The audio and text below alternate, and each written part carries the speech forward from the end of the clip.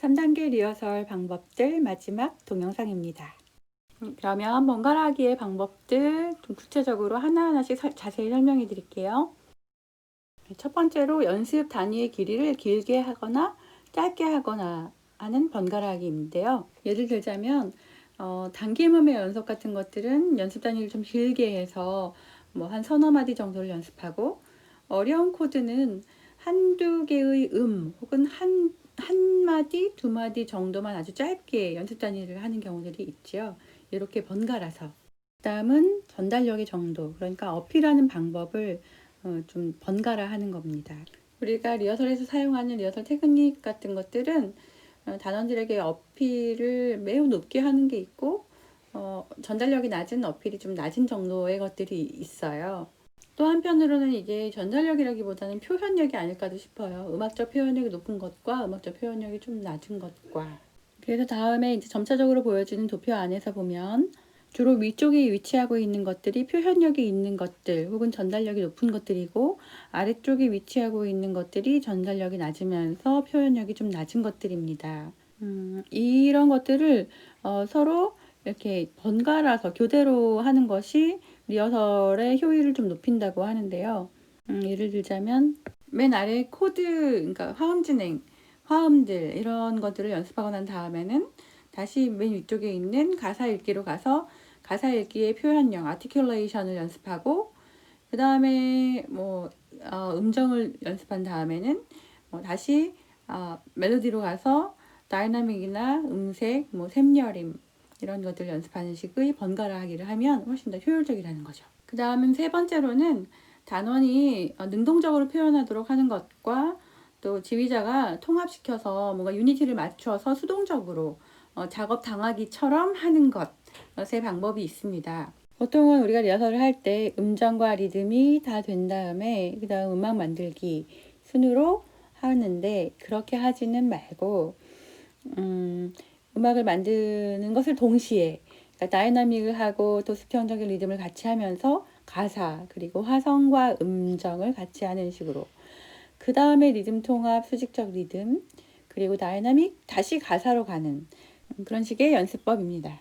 여기에 다음과 같은 것들을 사용하면 더 쉬워지고 더 쏙쏙 들어오는 연습이 될 거예요. 먼저 템포를 명확히 바꿉니다. 그리고 중립적인 사운드를 좀 정확하게 묘사합니다. 음절이나 메저 포르테 등등. 또한 격학 표현, 그러니까 불안하거나 과장된 표현들을 완전히 없애라고 합니다. 그리고 소리를 매우 정교하게 만들고, 특별히 음정, 피치 연습들을 더 정교하게 만듭니다. 또 이런 리허설에서의 팁 중에 하나는 익스프레션과 모션이 없는 경우, 그러니까 표현력이 없고 움직임이 없이 리허설 하는 경우에, 주로 이런 경우는 이전에 고조되었던 경험이 있을 때 이렇게 리허설을 하는데요. 그 예를 한번 들어볼게요.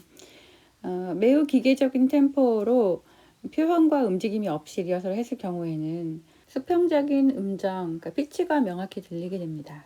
또 다른 예로, 그러니까 정적인, 그러니까 중간 정도의 강세와 사운드로 우리가 표현력 없이, 움직임 없이 리허설을 했을 경우에는 또 리듬이 명확히 들리는 효과를 볼 수 있겠죠.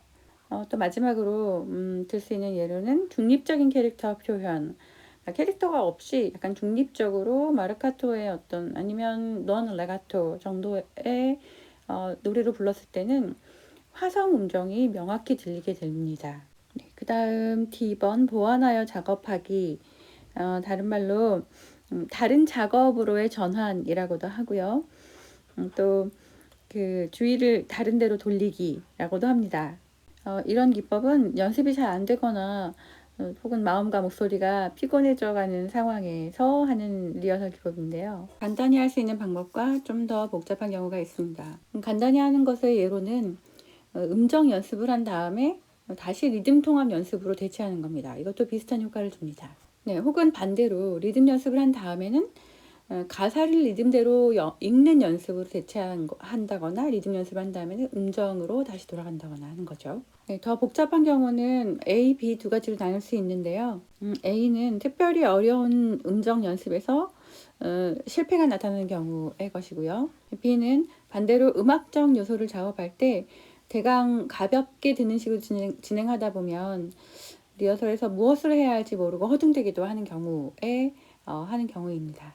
다시 A로 돌아가서 특별히 어려운 음정 연습에서 실패가 나타나는 경우에는 expression, 그러니까 표현하는 것으로 돌아가서 음악을 표현하는데 그런 맥락에서 노래하도록 리허설을 합니다. 앞서도 말씀드렸던 것처럼 음악적으로 표현하는 것을 가장해서 그 사운드와 더불어서 음정도 더 명확하게 만드는 리허설을 하는 거죠. 다음은 B번 반대로 음악적인 요소를 작업할 때 대강 가볍게 듣는 식으로 진행하다 보면 리허설에서 무엇을 해야 할지 모르고 허둥대기도 합니다. 이때는 특별히 리듬을 통합하는 연습, 리듬의 유니티를 맞추는 연습을 하면 훨씬 더 명확해집니다. 다음은 부분, 그러니까 섹션들의 순서를 번갈아서 하는 건데요. 이거는 어떤 유니티를 맞추는 연습에 있어서는 순서는 별로 중요하지 않다고 합니다. 유니티를 맞추기에 좋은 연습 방법들은 리허설을 시작할 때 아직 단계별로 그러니까 연습이 되지 않은 부분들, 그런 부분들을 연결해서 하고요. 그 다음에 불안한 부분들, 불안정한 부분들과 진짜 어려운 부분들, 그런 것들을 교대로 합니다. 필요하다면 의도적으로 멈추기를 하는데요. 이렇게 의도적으로 멈추기를 해야 하는 것은 합창단이 노래하게 한 후에 멈추기를 하고 의문이 있는 화음이나 어떤 소리에서 멈추고 이렇게 멈추기를 한 후에는 명확하지 않은 것들을 바로 즉각적으로 지시할 수 있어야 합니다. 다음의 방법은 우리가 매우 잘 알고 있는 것인데요. 테크닉적인 것을 말로 설명하기와 데몬스트레이션, 시범으로 보여주기를 번갈아 하는 거예요. 특히 이거는 뮤지컬 익스프레션, 음악적인 표현을 하려고 할 때, 그런 작업을 하려고 할 때 쓰는 테크닉들이잖아요. 그럴 때 이제 기술적인, 테크닉적인 것들을 설명할 때는 정밀한 어떤 묘사가 있어야 되고요.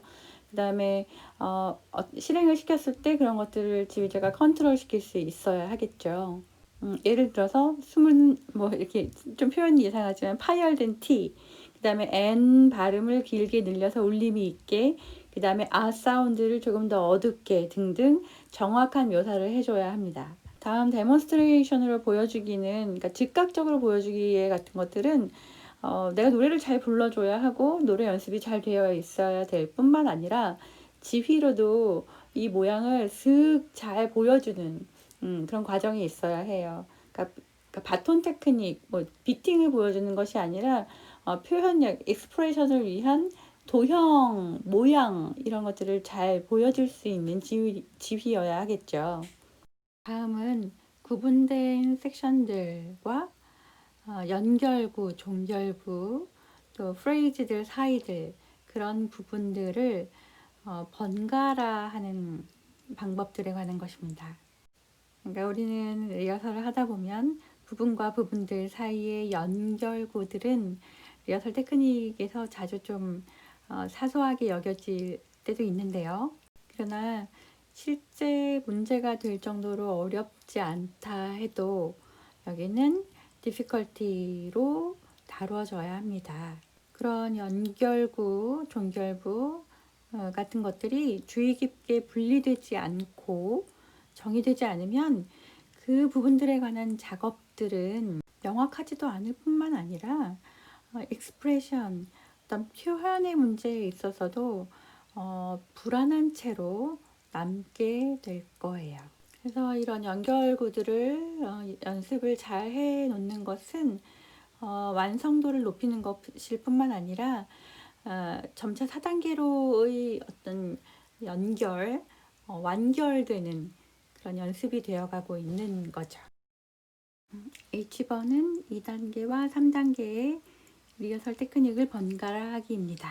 우리가 언뜻 생각하기에 2단계와 3단계는 매우 밀접한 것처럼 생각될 수 있겠지만은 2단계와 같은 파트를 조합해가는 모자이크 테크닉의 리허설에서 3단계처럼 세밀한 요구를 하는 것은 자칫하면 리허설의 흐름의 맥이 좀 끊길 수도 있겠죠.